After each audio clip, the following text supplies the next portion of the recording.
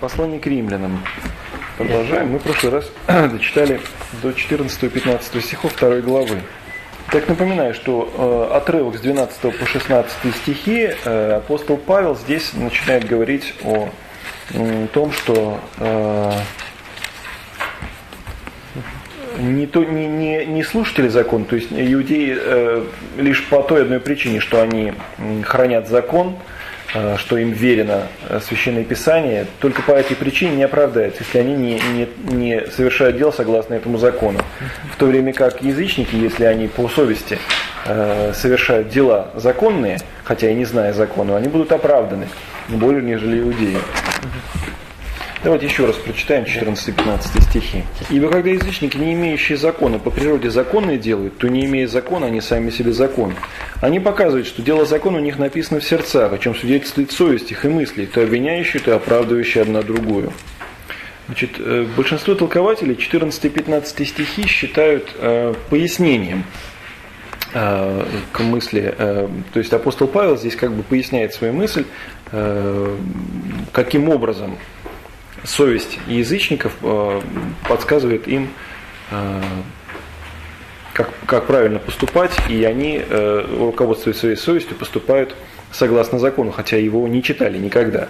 Вот. Но, например, другие толкователи, например, святой Иоанн Златоуст считает, что здесь ясная последовательность речи, это не вставка.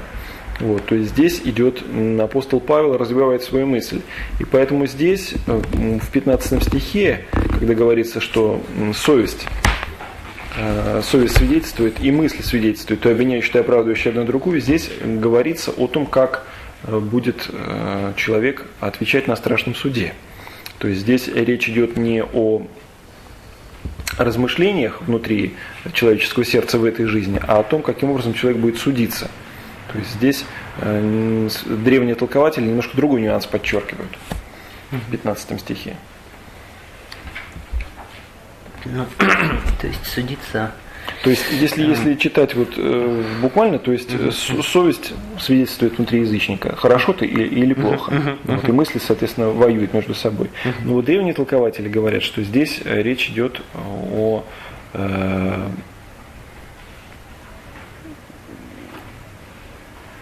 что здесь как бы чтение вот какое должно быть. Половина 15 стиха и 16 стих. Свидетельствует совесть их мыслей, то обвиняющие, то оправдывающие одну другую, в день, когда по благословению ему Бог будет судить тайные дела человека. То есть здесь 15 стих соотносится с 16 стихом. И поэтому здесь речь идет не о просто размышлении, то есть не столько о повседневном, так сказать, руководствовании совестью, сколько о суде совести на страшном суде Божьем. То есть язычники будут судиться, вот по делам. То есть... Нет, просто... Так, сейчас как же это яснее сформулировать, Господи. То есть мы говорим сначала говорили о том, что здесь апостол Павел прежде всего подчеркивает, что язычники, никогда не читавшие закона, будут более оправданы в сравнении с иудеями, которые закон читали, но не исполняли. Вот, поэтому и здесь он как бы поясняет, каким образом это происходит. То есть как руководствуются язычники своей совестью. Но по мысли других толкователей 15 стих относится к 16. То есть совесть будет свидетельствовать, и мысли будут обвинять одна другую в день страшного суда. Не в повседневный? Да. Вот. То есть обе эти мысли здесь допустимы, но вот сейчас мы об этом нюансе. Вот. И святой Иоанн Златоуст говорит, вот эти слова, осуждающие, оправдывающие мысли, то есть вот 15 стих, относит апостол ко всему роду человеческому. Ибо в день суда предстанут собственные наши мысли, то осуждающие, то оправдывающие. Человеку на одном судилище не нужно будет другого обвинителя. Вот. То есть в самом широком смысле вот это выражение совесть и мысли, обвиняющие и оправдывающие, относятся не только к язычникам, вот, по мысли Иоанна Златоуста, но и к иудею, то есть ко всем людям. Таким образом будет проходить страшный суд. Вот. Другие толкователи с ним в этом согласны. Вот. А святой патриарх Фотий в толковании на этот отрывок приводит в пример события, связанные в древности с Иосифом и его братьями. Сейчас я найду соответствующие отрывки и скажу, о чем говорит Фотий. С Иосифом имеется в виду с Иосифом. Да. Правильно. Все-таки, извините, я хотел уточнить, вот как будет проходить страшный суд, то есть будут собственные мысли человека будут его обвинять. Да, вот Иоанн Златоуст говорит, да, что не нужно будет другого обвинителя. То есть страшный суд будет в том, что совесть человеческая будет как бы сама против себя будет свидетельствовать. Ну, я понимаю, просто пытаюсь сформулировать. Тогда сначала пример. Тогда как-то вы так скажите, или как нам быть-то? Ну, я могу сказать, что совесть как будет обвинять, а потом мы тогда будет понятно. Да, тогда сейчас пошире поясним. Вот. И кроме того, не только как бы Бог, он, как вот говорит Феофан Затворник, не нужны будут никакие свидетели, вот, потому что каждый в своих мыслях сам произнесет над собой или осуждение, или оправдание. Так устроена наша совесть. Вот, давайте прочитаем сначала отрывок, а потом то, о чем говорит Фотий, чтобы нам немножко яснее вспомнить. Итак, 42 глава книги Бытия, с 18 по 22 стих. «И сказал им Иосиф в третий день: вот что сделайте, останетесь живы, ибо я боюсь Бога. Если вы люди честные, то один брат из вас пусть содержится в доме, где вы заключены. А вы пойдите, отвезите хлеб ради голода семейств ваших. Брата же вашего меньшего приведите ко мне, чтобы оправдались слова ваши, чтобы не умереть вам». Так они и сделали. И говорили они друг другу: точно мы наказываемся за грех против брата нашего. Мы видели страдания души его, когда он умолял нас, но не послушали его. Зато и постигло нас горе сие. Рувим отвечал им и сказал: не говорил ли я вам, не грешите против отрока? Но вы не послушались, вот кровь его взыскивается. Вот. Так вот, Фотий говорит по поводу этого случая и пояснения слов апостола Павла: не излишним считаю пояснить слово сие каким-либо примером. Когда чудный Иосиф приводил в действие составлением замысла над Вениамином и покушался взять его в рабы, как будто укравшего чашу, и тем, как огнем искушал расположение братьев, тогда ясно открылась сила свидетельства совести. Ибо тогда, именно тогда, меньше занялись настоящим горестным событием, вспомнили же о преступлении, совершенном за 22 года. И одни сказали: кровь брата нашего юнейшего взыскуется от рук наших. А Рувим припоминал сделанное ему вещание. Поэтому надобно представить себе и будущий суд, и то, как совесть живших и вне закона будет то оправдываться, выставляя в предлог неведения, то принимать обвинение и провозглашать справедливость произносимого приговора. Вот так вот поясняет это место Фотий. Он обращает внимание, что не столько думали о том, что произошло, сколько совесть им напомнила, что они сделали раньше. Хотя, казалось бы, повода не было. Но совесть ничего не забывает. Ну и на суде она так будет. Да, и вот он этот отрывок именно приводит в пример, что на суде, то есть совесть невозможно убить, она все равно будет свидетельствовать. Понятно. Вот, и Феофан Затворник как бы приводит такое резюме. Он говорит о том, что оба эти толкования, то есть то, что это относится только к объяснению того, как живут язычники по совести, или же относится ко всему роду человеческому, одно другому не противоречит. Просто показывают две стороны одного и того же процесса. В день, когда по благовествованию моему Бог будет судить тайные дела человеков через Иисуса Христа. 16 стих. Значит, по благовествованию моему, выражение, апостол Павел этим не хочет сказать, что только он об этом говорит, а никто другой нет. А то, что в каждой своей проповеди он никогда не опускал вот этого важнейшего предмета. То есть, кому бы он ни проповедовал, он всем говорит о суде. Такой смысл по благовествованию моему.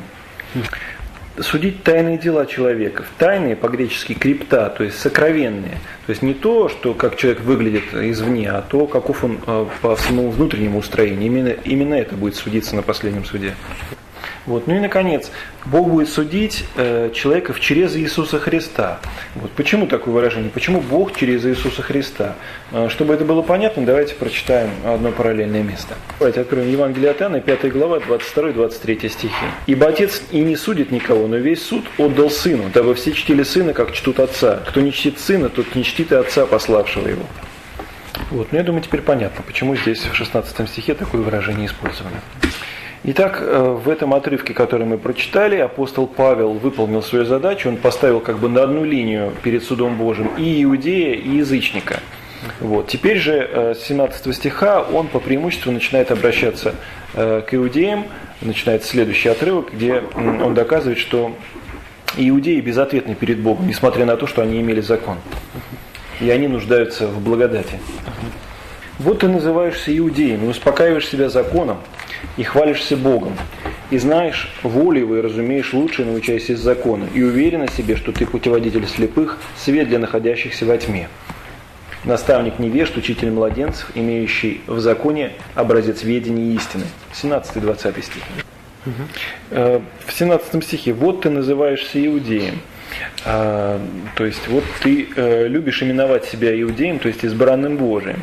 Или, как отмечает Иоанн Златоуст, может быть, здесь уже содержится такой тайный намек: именуешься иудей, то есть ты таков только по имени. Вот, может быть, здесь уже такой нюанс содержится. И почиваешь и на законе, успокаиваешь себя законом. Значит, в греческом языке употреблено «ипанапавий». Вот такой глагол, то есть как бы почиваешь, в смысле, ну, как бы спокойно спишь на нем. Ипанапавий. Да, то есть как бы, ну, вот, отдыхаешь. Блаженный Феодорит это объясняет так: почиваешь на законе, то есть не трудишься, подобно живущему вне закона, доискиваешь, что должно делать, но имеешь закон, ясно научающий тебя всему. То есть как бы вот закон тебе есть, и ты на нем спокойно почиваешь, как на одре, как на кровати. В том плане, что не работаешь, а именно почему? Не ищешь. Здесь есть и другой нюанс. Вот, но да, в том смысле именно да, то есть ты спокоен. Спокойно. Наверное, успокаиваешь себя законом, это хороший перевод. Вот, но Феофан Затворник отмечает, что, может быть, здесь есть еще один нюанс. Может быть, это выражение означает прилежное изучение закона. Подобно тому, как мы говорим про человека, который любит учиться, что он спит на книгах. Может быть, здесь и такой есть момент. Потому что действительно, уж в чем иудеев нельзя было обвинить, это в том, что они не изучали закон. Они его тщательно изучали, вот, и изучали, может быть, гораздо, и изучают по сей день, гораздо сказать, лучше, чем мы изучаем свое священное писание. Вот, то есть, может быть, здесь именно вот в таком смысле, то есть не в плане упрека, а в плане того, что они действительно ревностные хранители закона. И хвалишься Богом, последний отрывок 17 стиха, то есть хвалишься, что тебя Бог любит, что Бог тебя предпочел всем людям. Вот в этом тоже выражении вряд ли можно усмотреть какой-то негативный смысл, потому что сам апостол Павел это же выражение использует, когда обращается к христианам в другом месте. Это второе послание к Коринфянам, 10 глава, 17 стих. Давайте сопоставим. Вот. Но Иоанн Златоуст в целом весь этот отрывок видит таким образом. Он пишет так: «Этим, думаю, хочет апостол осмеять высокоумие и непомерное честолюбие иудеев, которые обратили сей дар Божий, то, что они любимы и предпочтены Богом, не в собственное свое спасение, но в повод заводить распри, презирать других». Вот. Иоанн Златоуст так говорит. Вот. А Феофан Затворник в целом отмечает, что здесь явное противопоставление иудеев и язычников. То есть до этого в язычниках апостол Павел обличал извращение истины о Боге. Вот, и, соответственно, о том, как надо жить. А в иудеях, наоборот, он видит и здравое понятие о Боге, и истинное видение воли Его. Но все это, как увидим дальше, он говорит о том, что это не послужило им, к сожалению, на пользу. Вот, но в буквальном смысле здесь никакой укоризны нет. То есть он констатирует факты, что действительно так, что они знали закон, вот, что они хвалились о Боге. То есть все было правильно, но вот это правильное было потом и самими ими неправильно использовано. И разумеешь, значит, 18 стих точно так же, мы его прочитали уже. В 18 стихе тоже апостол Павел говорит о том, что они и волю Божию знали из закона, вот, и как надо поступать, вот, потому что все было указано в законе.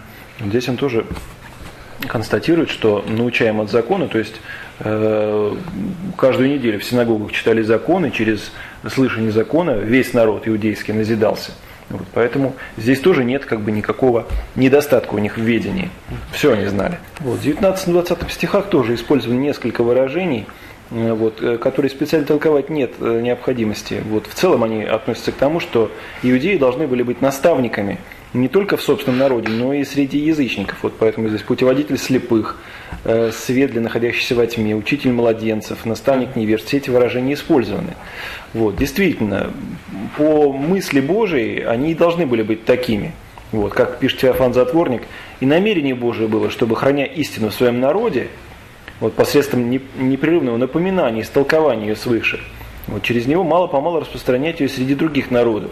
И вот и апостол укоряет не за то, что они таковы, то есть тут все хорошо, а то, что они должны быть такими и сознавали свое предназначение быть именно путеводителями и наставниками, но на самом деле оказывались не лучше тех, которыми должны были руководить.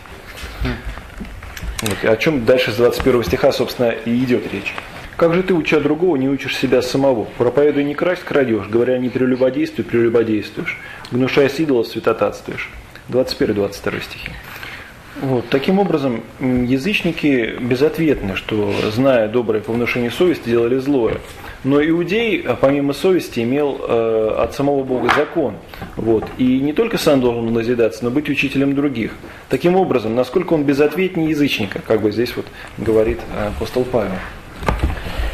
Вот, Иоанн Златоуст еще по поводу 21 стиха говорит следующее, что не только слышание, но даже обучение других законов не поможет учащему, если он сам не исполняет того, чему учит. И не только не поможет, но навлечет на него еще большее наказание. Вот. И в 22 стихе из всех грехов здесь он называет только 3 греха: воровство, прелюбодеяние и святотатство. Почему? Ну, по мысли Феофана Затворника, эти 3 страсти обнимают собой все порочные греховные, то есть и все порождения их.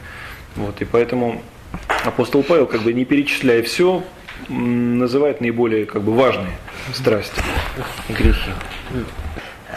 Нет, именно святотатство. Не святотатство. Здесь другое, там как сказано. Гнушай себя, святотатствуешь. Сейчас.